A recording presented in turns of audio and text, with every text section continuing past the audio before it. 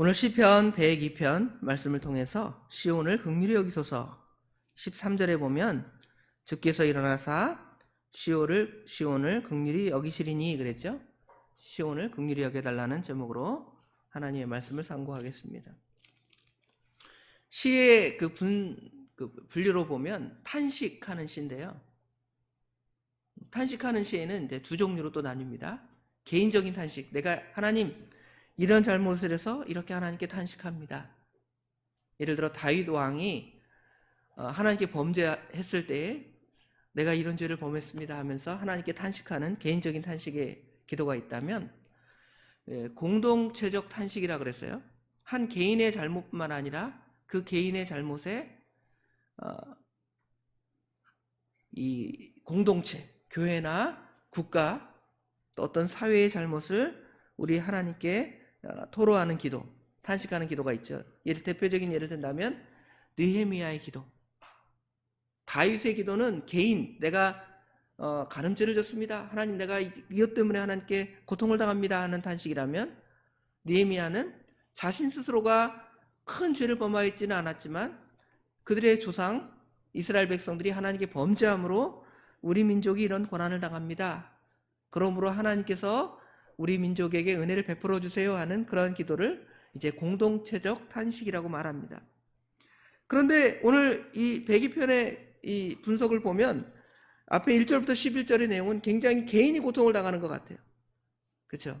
내 그 뼈가 그냥 탄 숯불처럼, 이 고기를 숯불에 데우면 그 뼈가 나중에 고기만 다 떼고 뼈만 앙상하게 타면 그런 모습, 우리가 그런 고통을 당한다는 것입니다.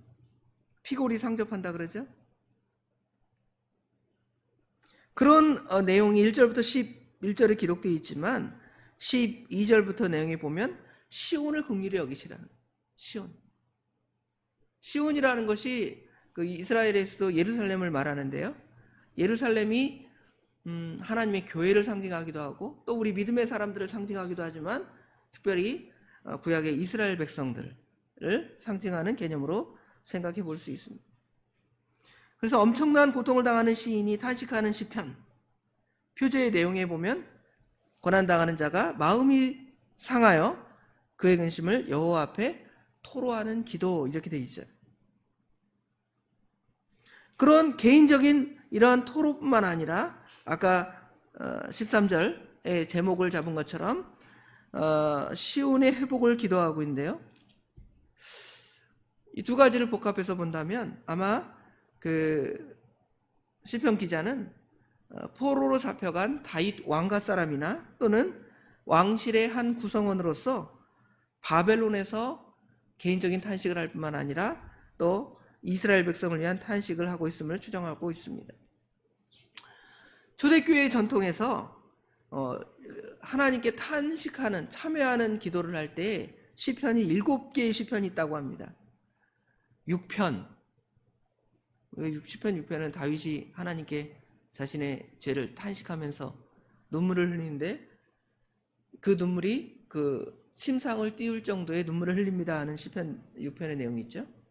또 시편 32편, 허물의 사함을 받고, 그렇죠? 이 말씀이 있죠. 32편, 또 38편, 또 51편, 오늘 102편, 130편, 143편, 이런 7개의 참회시가 있는데요. 이런 시들을 이제 아마 교회가 하나님 앞에 탄식하면서 하나님의 은혜를 구하는 그러한 전통으로 사용했음을 알 수가 있습니다. 비록 이 시가 구체적으로 내가 이런 잘못을 했습니다, 이런 내용이 없어요. 내가 무슨 누구를 죽였습니다, 간음했습니다 하는 죄목이 구체적으로 나열되어 있지 않지만 시인은 오늘 여기 10절에 보면 주의 분노와 진노로 말미암음이라. 하나님의 진노와 분노가 언제 일어나겠습니까? 아무 때나 하나님이 요새 세상에 분노 조절 장애 그러잖아요. 욱하는 사람들이 요새 얼마나 많습니까? 우리 하나님 그런 분이 아니시잖아요. 하나님은 분명히 분노하고 진노하실 때가 있는데 그것은 아마 우리가 하나님 앞에 죄를 졌을 때, 아니면 어떤 공동체가 하나님의 교회가 이스라엘 백성이 죄를 지었을 때에 하나님이 진노하셨을 것이다 생각을 하면 분명히 그 죄의 내용은 없지만 그 죄로 인한 고통, 또 그 죄로 인한 탄식의 개념으로 우리가 생각해 볼 수가 있습니다. 1절부터 11절에는 탄식 이 내용이 있습니다. 1절, 2절에는 공고한 자가 하나님께 기도하며 나의 기도를 들어달라고 탄식합니다. 여호와여 내 기도를 들으시고 나의 부르짖음을 주께 상달하소서. 이렇게 시작하고 있습니다. 그러면서 말하기를 주님 나의 기도를 외면하지 마십시오. 여기 2절에 보면 나의 괴로운 날에 주의 얼굴을 내게서 숨기지 마소서 그러죠. 외면한다 그러죠. 나는 모릅니다 저 사람. 지난 사경회 때 목사님 말씀을 통해서 그 제사장의 그 기도, 민수기에 나오는 기도에 보면 하나님께서 그 얼굴빛을 하나님의 백성에게 비추기를 원한다 그러잖아요. 그와 반대로 하나님의 백성이 죄를 지으니까 하나님께서 그 얼굴빛을 외면하시고 돌리셔서 하나님의 백성에게 은혜를 베풀지 아니하는 그러한 상태입니다. 하나님이 외면하신 이유는 딱 하나겠죠. 무엇 때문이겠습니까? 죄 때문이죠. 하나님은 죄가 아니면 누구도 하나님의 백성을 외면하지 않습니다. 그러나 죄는 하나님과 우리 사이에 담을 쌓고 하나님께서 우리를 외면하시는 것처럼 보이게 되는 거예요. 사실은 하나님이 외면하시는 것이 아니라 우리가 하나님을 떠나서 하나님을 쳐다보는 것이 아니라 이 세상이나 죄를 쳐다보기 때문에 하나님이 마치 우리를 외면하시는 것처럼 보이는 것입니다. 하나님이 우리에게 등을 돌리신 것이 아니라 우리가 하나님의 방향으로 나아가지 않고 돌아감으로 말미암아 하나님의 은혜가 하나님의 얼굴빛이 내게 비치지 않은 것처럼 보이는 것뿐입니다. 그러므로 오히려 이 기도는 하나님께 우리가 돌아갈 터이니 하나님 나를 외면하지 말고 나에게 은혜를 베풀어 달라는 탄식이 기록되어 있는 것입니다. 그래서 3절부터 11절에는 구체적으로 우리의 상황을 어떻게 되어 있는지를 묘사하잖아요. 우리의 날이 연기 같고 그림자 같다. 이거는 우리 인생이 짧다는 표현도 사용되기도 하지만 우리 인간이 그렇게 연약하다는 그런 개념도 충분히 그 안에 담고 있습니다. 풀의 쇠자랑 같습니다. 11절이나 23절에 보면 우리의 뼈는 그 숯불이 다 타가지고 시커매가지고 아무것도 없는, 그것이 숯불이 되기 전에는 아름다운 나무가 되어서 수많은 사람들의 생명을 공급해주는 능력 있는 그런 나무였지만 그 마지막에는 불에 태워져서 숯불처럼, 마지막 그 숯불도 사람들을 위해서 유용하게 쓰지만 그 숯불이 영원한 것은 아니죠. 어떤 나무들은 천년이라는 수명을 갖고 있는 능력이 있지만 하나님의 심판을 받으면 이제 뼈가 숯같이 타버리는 그러한 하나님의 심판이 있는 것입니다. 하나님의 심판이 있어서 얼마나 무서우냐면 내가 음식 먹기를 잊었으므로 내 마음이 풀같이 시들고 말라버렸사오니 나의 탄식 소리로 말미암아 5절 끝에 보면 나의 살이 뼈에 붙었나이다 그러죠.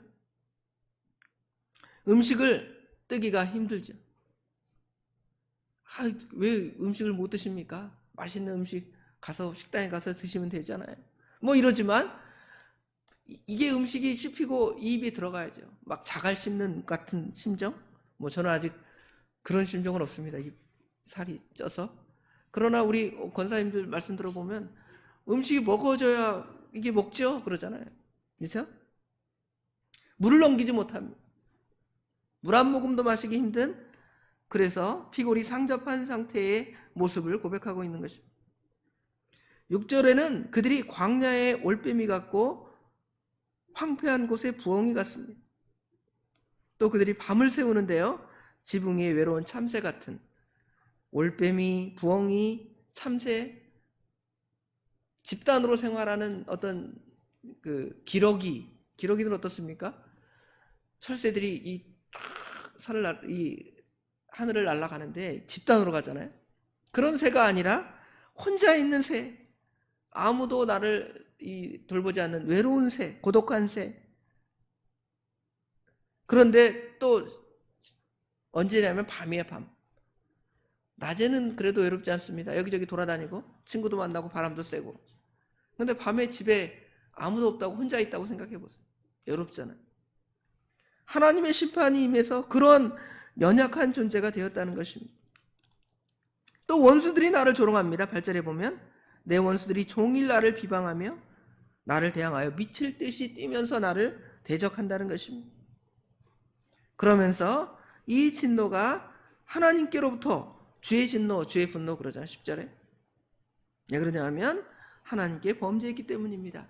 개인적인 어떤 탄식 개념도 있지만 이 하나님의 백성, 특별히 이 시가 이스라엘 백성이 바벨론 포로로 잡혀가서 하나님의 은혜를 구하는 기도라면 그러한 감정이 그 안에 이 복합적으로 담겨 있음을 생각해 볼 수가 있습니다.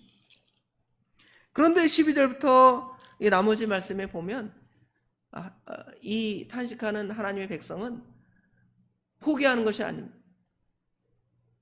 낙심하고 좌절하고 이제는 죽어버려야 되겠다. 우리 민족에겐 영원히 소망이 없다. 그러지 않습니다. 하나님을 바라봅니다. 하나님을 바라보면서 하나님은 어떠한 분이신가? 인간은 그렇게 연약한 존재지만 하나님은 영원히 계시고 12절에 보면 주에 대한 기억은 대대에 이릅니다. 그래서 주님께서는 그러한 상황에도 우리를 일으켜 주실 것인데요.